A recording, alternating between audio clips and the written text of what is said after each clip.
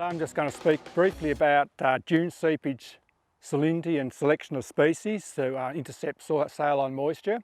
It's critical to know the water table salinity before you make a species selection. Water table under here is around the 10 to 15,000 EC. It's just on the verge of where red gums peter out. This species here is a Moona, a Melaleuca, highly salt tolerant. It's will stand water tables or utilise water tables up to 35 to 40,000 EC. Very good for bird life, for small wrens and things. Flowers profusely, and it's great for native bees, and generally a really good species.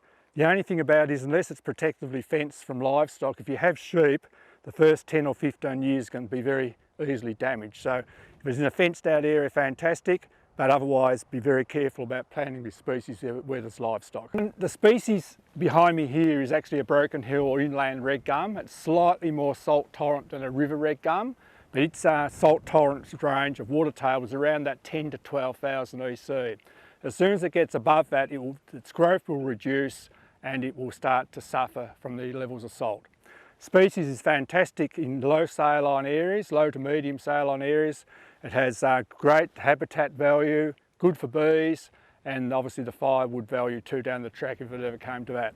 Uses a massive amount of water and is a very good species for selection in low to medium salinity levels. But species like the one behind me, Sargent's mallet, Eucalyptus sargentii, it will tolerate water table salinities up to about 40,000 EC.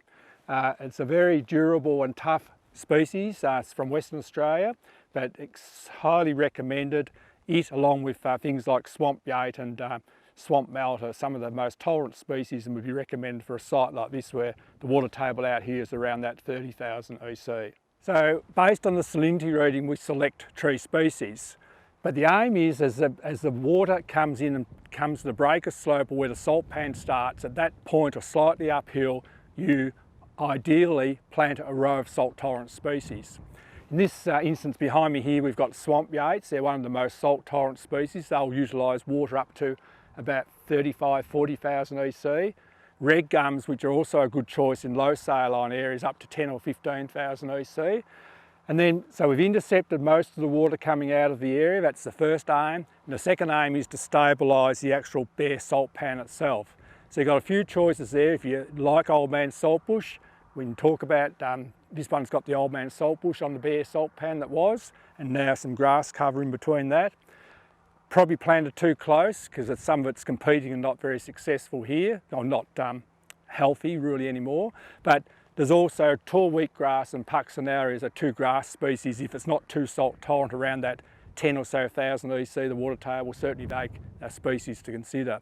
This one here, it was too saline for that, and that's why old man saltbush has been planted. So just as a final wrap, water table, know the salinity, select the species suitable, plant, protect from livestock and rabbits the first years. If not, some of these areas need protecting from livestock nearly forever because they're too saline down here. They're not going to come back into any form of production. So the main aim at these sorts of sites where they've got a high saline water table is to stabilise the area and stop it expanding, and that's what's happened here.